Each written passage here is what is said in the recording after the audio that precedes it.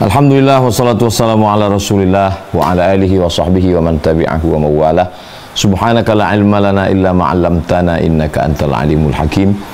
Rabbi shrah li sadri wa yassir li amri wa hlul 'uqdatam min lisani yafqahu qawli. Bang Alvin Firdaus beserta seluruh tim yang ada di Pontianak, tim yang ada di Riau, Bapak, Ibu, Abang, Kakak, Adik, sahabat hijrah bersama Ustaz Abdul Somad. Lama juga kita tidak berjumpa karena kesibukan.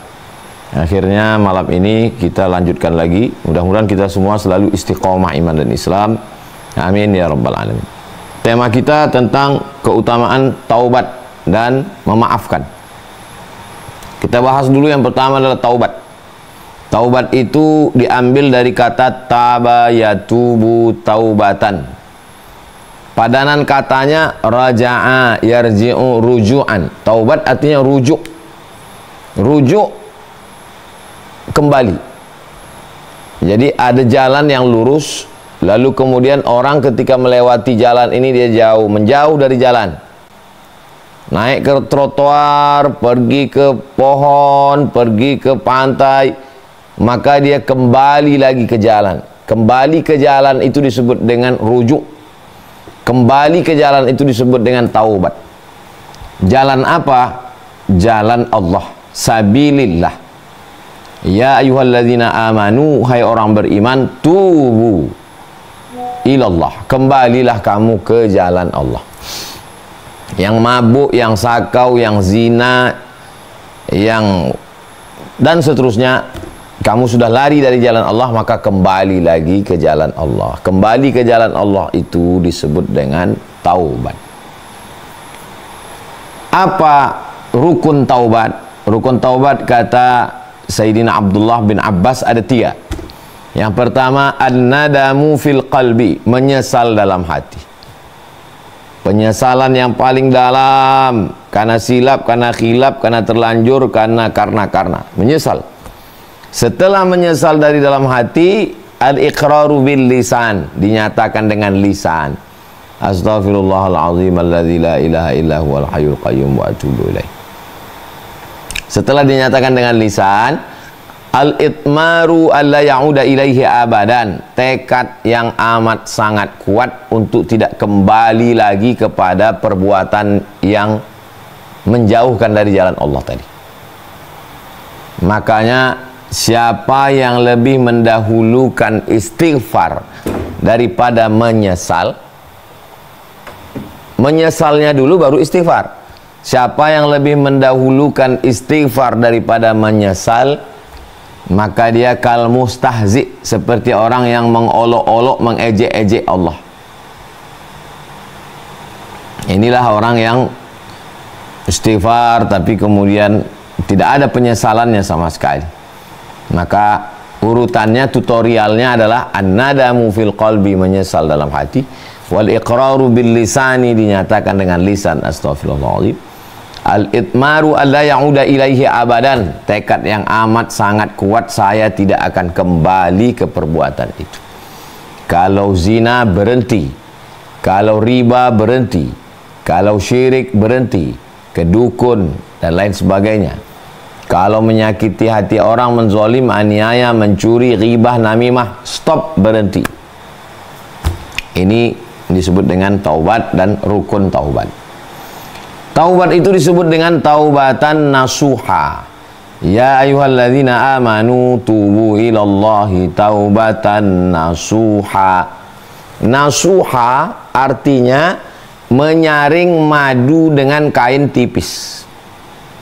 Sarang madu dipotong dari atas pohon, jatuh ke bawah, disaring dengan kain tipis, sarangnya nyangkut, lebahnya nyangkut, rantingnya nyangkut, daunnya nyangkut, ditampung di bawah. Madu yang murni, bersih. Proses penyaringan madu ini disebut dengan nasuha. Artinya apa? Dosa mata nyangkut, tinggal semua lepas, maka seperti madu yang berkualitas tinggi, high quality, yang bagus, yang menyehatkan, prosesnya panjang. Karena dengan proses mencari pohonnya, memanjat pohonnya, bentol-bentol bengkaknya, banyak sekali madu palsu. Rupanya gula merah yang dimasak dengan sarang madu. Rupanya gula yang dimasak lama sampai kecoklatan. Tobat palsu. Jadi bertobat ini prosesnya mencari sarang lebahnya di tengah hutan, masuk ke hutan, memotong, disaring, keluar. Itulah dia nikmatnya bertaubat kepada Allah Subhanahu wa ta'ala. Ini secara bahasa, secara istilah rukunnya. Terus kalau kita bertobat, apa yang diberikan Allah? Surat At-Tahrim ayat 8. Yukaffir ankum, Allah menghapuskan, menutupi dosa-dosa kamu. Kaffara yukaffiru, yukaffir, cover. Buku ini ada covernya. Cover. Tertutup. Kenapa? Karena di cover. Bahasa Arab, bahasa Inggris cover, bahasa Inggris kaffara yukaffiru. Allah menutup dosa-dosa yang lama itu, ditutup Allah. Yukaffir ankum, ditutupi Allah kesalahan-kesalahan kamu. Setelah ditutupi Allah, wa yudkhilkum jannatin tajri min tahtihal anhar. Setelah ditutupinya kamu sehingga tidak kelihatan dosamu, wa yudkhilkum jannat, dimasukkannya kamu ke dalam surga. Itulah yang selalu kita doa. Wa kaffir anna sayyiatina, tutupi dosa-dosa silap salah kami. Wa tawaffana ma'al abrar, matikan kami bersama orang-orang yang baik yang sudah bertaubat. Selesai wudu, Allahumma ja'alni minat tawwabin, jadikan aku orang yang bertaubat. Wa ja'alni minal mutatahhirin, jadikan aku orang yang mensucikan diri. Wa ja'alni min ibadika salihin, jadikan aku hambamu yang saleh. Begitulah Allah Subhanahu wa ta'ala. Dalam sahadis dikatakan, orang yang beristighfar, bertaubat itu 3 keutamaan. Man lazimal istighfar, siapa yang memperbanyak taubat istighfar, ja'alallahu lahu min kulli dhiqin makhraja, segala kesempitan hidupnya makhraja, diberikan jalan keluar. Kita kalau sudah stres, depresi, suntuk, buntu, tak nampak jalan keluar, gantung diri, bunuh diri, menabrakkan diri ke kereta api, terjun, na'udzubillah. Kalau orang beristighfar, ja'alallahu lahu min kulli dhiqin makhraja, setiap kesempitannya nampak jalan keluar. Yang kedua, wa min kulli hammin faraja, setiap kesusahannya faraja, ada kelapangan. Lapang itu letaknya di sini. Lapang dada saya, Ustadz, kata jamaah. Berapa banyak orang yang secara finansial mestinya lapang, ternyata sempit. Berapa banyak orang yang secara finansial mestinya sempit, ternyata lapang. Karena kelapangan bukan punya kita, tapi punya Allah.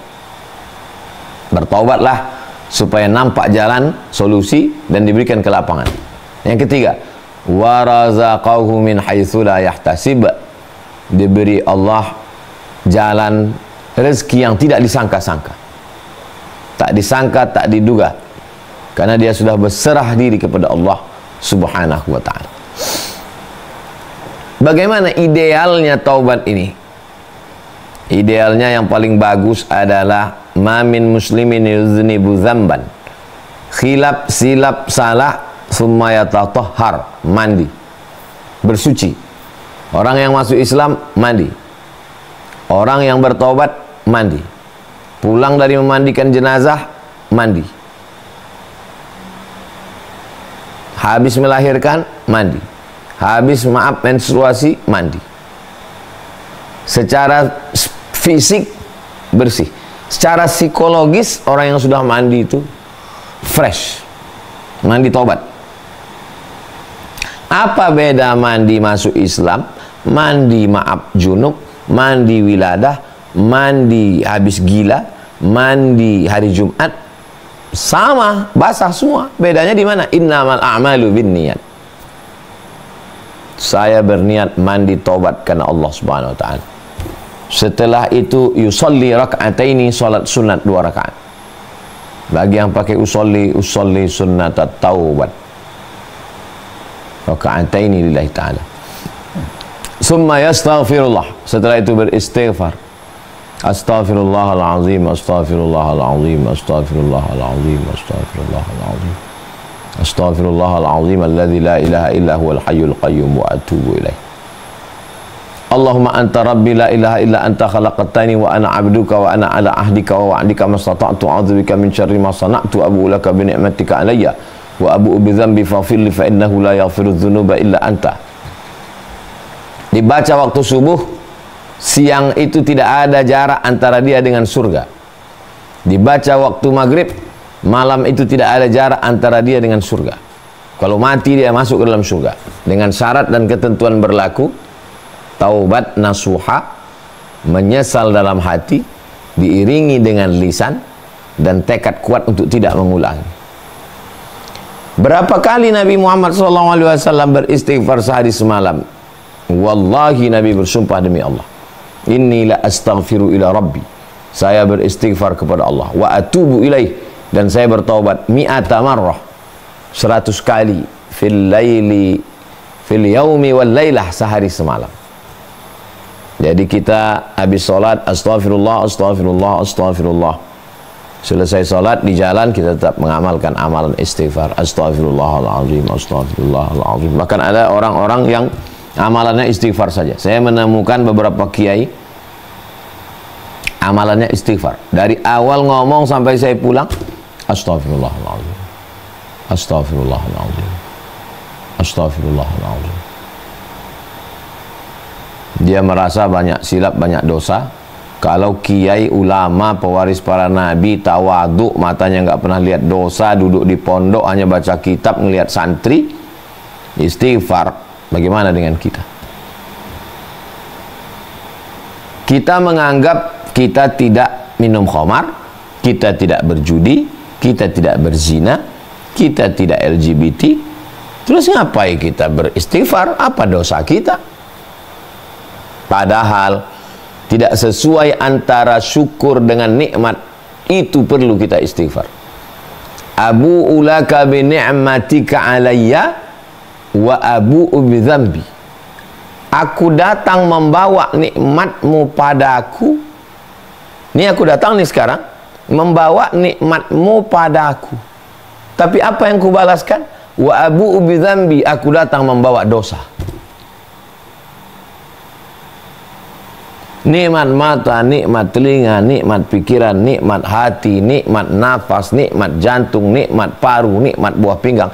Abu'u laka bi ni'matika alayya. Aku datang membawa nikmatmu padaku. Apa yang kubalaskan? Wa abu'u bi dzambi. Tapi aku malah datang kepadamu membawa dosa-dosaku. Faghfirli, faghfirli, ampunkanlah dosaku. Fa innahu la yaghfiru dzunuba illa anta. Sesungguhnya tidak ada yang bisa mengampunkan dosa-dosaku kecuali hanya engkau semata. Dalam makna sayyidul istighfar itu, kalau kita renungkan, kenapa orang yang keluar dari WC toilet dia mengucapkan ghufranaka, ampunkan aku? Dia tidak buat dosa dalam toilet, dia tidak korupsi dalam toilet, dia tidak berzina dalam toilet. Kenapa keluar dari toilet dia minta ampun kepada Allah? Ghufranaka.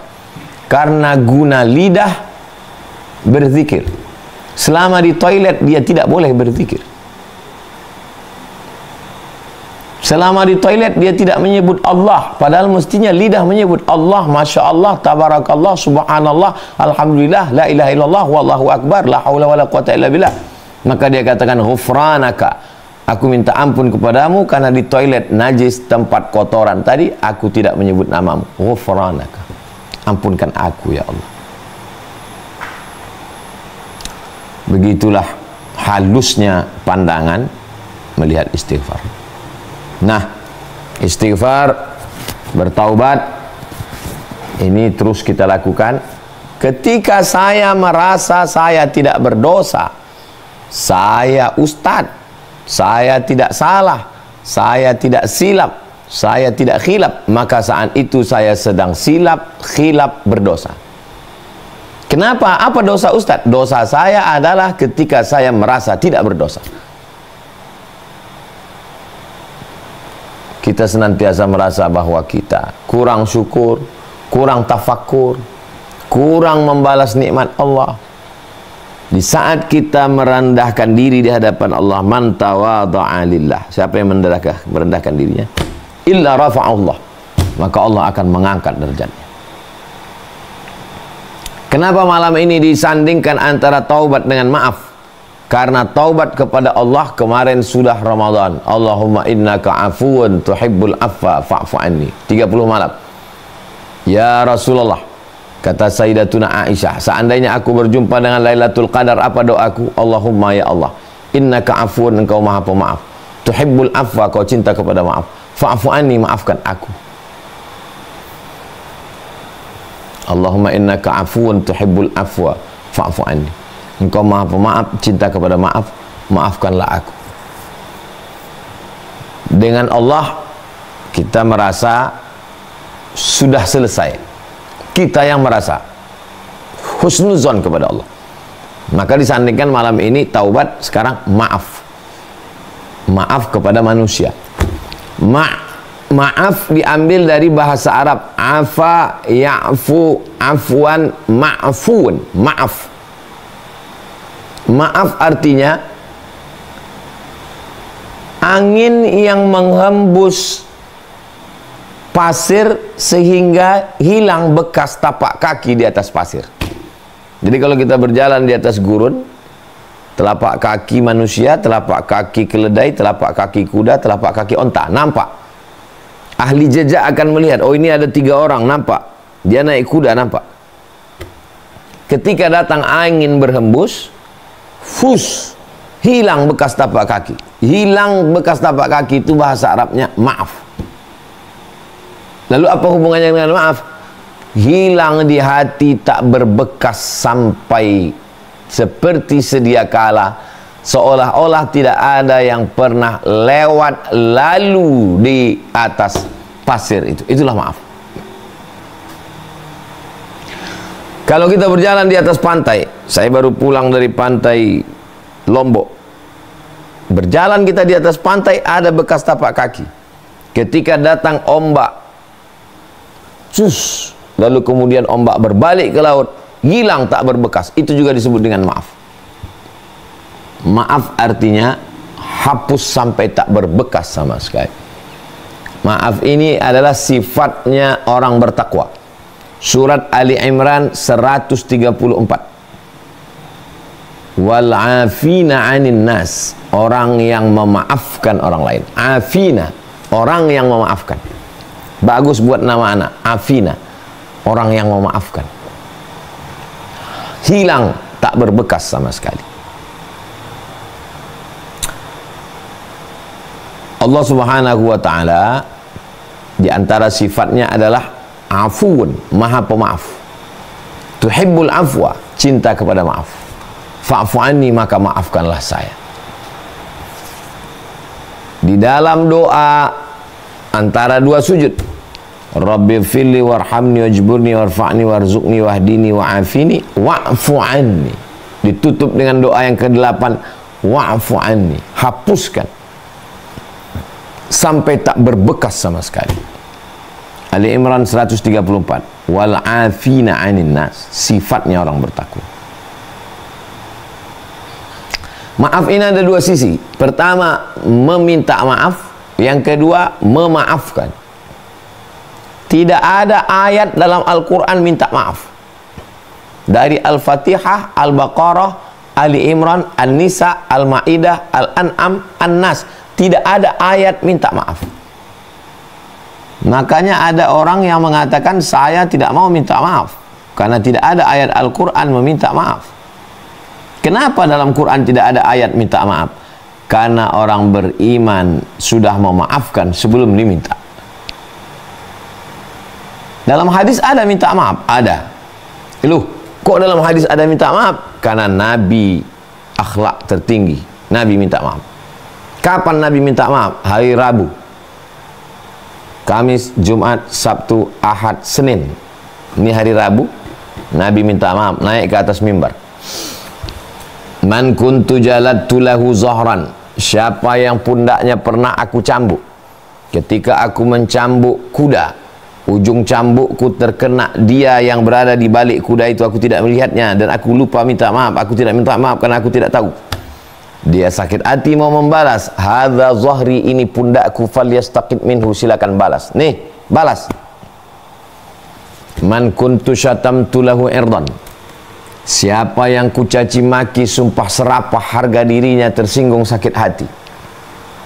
Hadza irdi, ini harga diriku, falyastaqid minhu. Dua. Yang pertama fisik, kulit, cambuk. Yang kedua non fisik, hati karena cakap, kata-kata, berbisa. Hancur bak kaca jatuh ke batu. Berkeping. Nabi dua-duanya minta maaf. Minta maaf karena fisik, minta maaf karena non fisik. Yang ketiga, Nabi bertanya siapa yang uangnya kupakai. Berdiri salah seorang sahabat.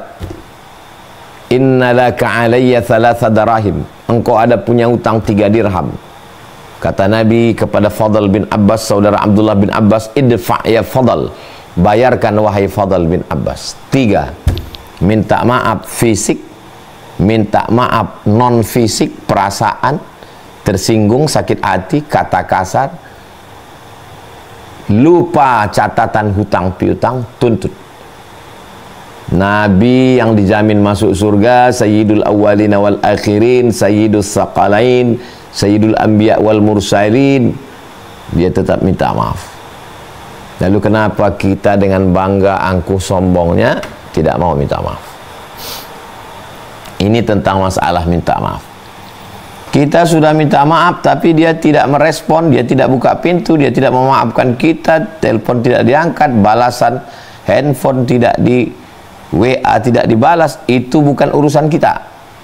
Kita hanya mengurus urusan kita. Saya minta maaf. Assalamualaikum warahmatullahi wabarakatuh.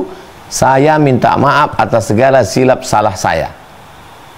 Masalah orang itu memaafkan atau tidak. Kalau terkait dengan hutang piutang, ini hutang saya. Kalau terkait dengan cakap kata kasar, maafkan saya. Kata-kata saya kasar, saya emosi. Kalau terkait dengan fisik, pernah menempeleng, pernah memukul, tempelenglah saya, jewerlah telinga saya, balaslah, saya pasrah rela. Daripada saya nanti di akhirat diminta tanggung jawab di hadapan Allah Subhanahu wa ta'ala. Meminta maaf. Sisi yang kedua seperti 2 mata uang, meminta maaf, satu lagi memaafkan. Maka Nabi SAW memaafkan. Giginya berpatah retak berdarah, pelipisnya berdarah. Allahumma hdi qaumi fa innahum la ya'lamun. Berikan mereka hidayah ya Allah, karena mereka tidak tahu. Perang Uhud tahun ketiga Hijrah. Nabi SAW datang ke Taif, tidak disambut dengan marhaban ya Nurul Aini, disambut dengan batu, dengan tulang onta, dengan kotoran, basah terompah sendal kayunya. Bersembunyi dia di balik bukit, datang malakul jibal, malaikat penjaga segala bukit. Ya Muhammad, tunjukkan mana bukit Jabal Abi Qubais dengan Jabal Qu'aiqi'an, akan kucabut, kutimpakan ke Taif, rata mereka semua dengan tanah. Nabi berdoa, ilaika ashku dha'fa quwwati, kepada engkau aku mengadukan kelemahanku, wa qillata hilati, ketidakberdayaanku, wa hawani 'alan nas, aku terhina di antara manusia, anta rabbul mustad'afin, engkau adalah Rabb, Allah tempat mengadunya orang-orang lemah. Apakah Nabi tidak pernah marah? Nabi marah. Kalau masalah pribadi, giginya, kakinya, pelipisnya, Nabi tidak marah. Tapi ketika 70 ulama da'i yang dikirim dibunuh oleh Bani Ri'il, Bani Zakwan, Usayyah, Nabi angkat tangan kunut nazilah 30 hari.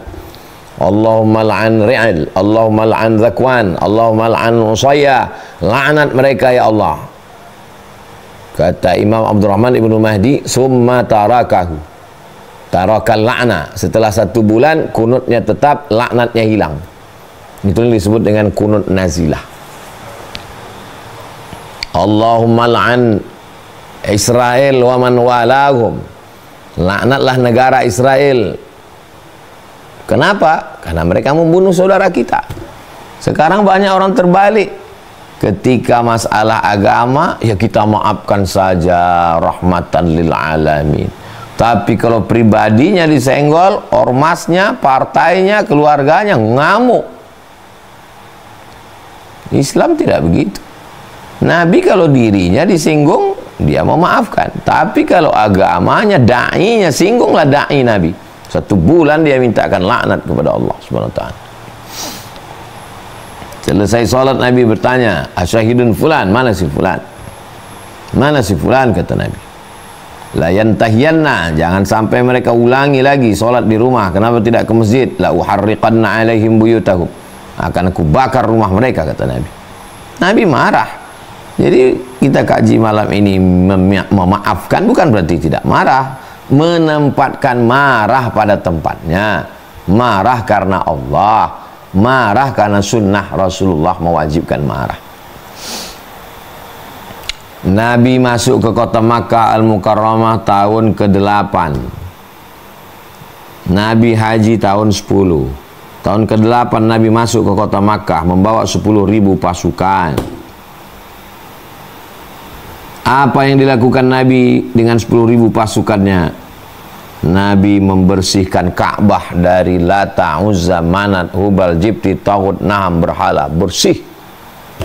Setelah itu Bilal bin Rabah naik ke atas Ka'bah mengumandangkan azan. Allahu Akbar, Allahu Akbar. Setelah itu Nabi bertanya, ma tarawna anni fa'ilum bikum. Hai penduduk Makkah, kalian dulu mengusir saya, paman saya, pakcik saya Hamzah, kalian gunting telinganya, kalian potong hidungnya, kalian robek jantungnya, kalian kunyah mentah-mentah. Ma tarawna anni fa'ilum bikum. Menurut kalian sekarang apa yang akan aku lakukan? Apakah aku akan merobek jantung kalian? Apakah aku akan menggunting telinga kalian? Apa aku akan memotong hidung kalian? Apa kata penduduk Makkah? Akhun karim wa bunu akhin karim. Engkau saudara kami, ayahmu saudara kami. Apa kata Nabi? Izhabu wa antumut tulaqa. Izhabu, pergilah kamu semua, pulang. Wa antumut tulaqa, kamu bebas sebebas-bebasnya. Idza jaa nasrullahi wal fath, ketika datang pertolongan Allah dan kemenangan. Wa ra'aitan nasa yadkhuluna fi dinillah, kau lihat mereka masuk ke dalam agama Allah afwaja, berbondong-bondong.